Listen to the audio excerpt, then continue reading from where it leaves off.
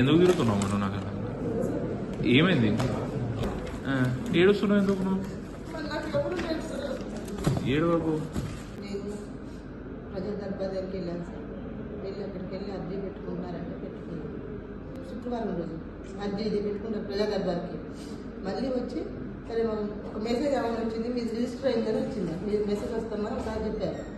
వచ్చారు సరే మళ్ళీ పెట్టుకుందాం ఒకసారి చెప్పిన సార్. ఆయన రేవంత్ రెడ్డి సార్ దగ్గర కన్నా వెళ్తుంది కదా, ఇప్పుడు మన సార్ దృష్టికి ఎలా వచ్చింది అలా వెళ్తుంది కదా, మధ్యలోనే మనకి ఇలా మాట్లాడకుండా చేయకుండా వెళ్తాను కదా అనుకొని పెట్టేసుకొని మళ్ళీ ఎట్టి పరిస్థితుల్లో అక్కడ నాకు ఏ పని జరగదని అనిపించింది సార్. నాకు మీరేమనుకోండి, ఇంకా మా పాపకు ఫోన్ చేసి నాన్న మీ మమ్మీని మర్చిపోండి లేదని చెప్పేసి అన్నాక నాకు అనిపించింది ఒక్కసారి చివరి ప్రయత్నంగా సార్ దగ్గరికి వెళ్దాం.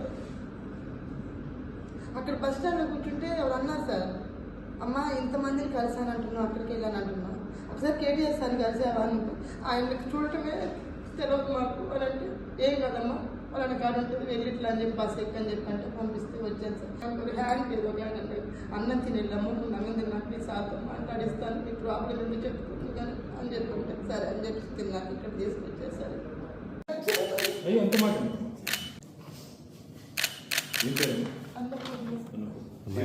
భద్రాద్రి కొత్తగూడెం ఇల్లు మండలం. ఇక్కడ నుంచి 2 రోజుల నుంచి వచ్చారు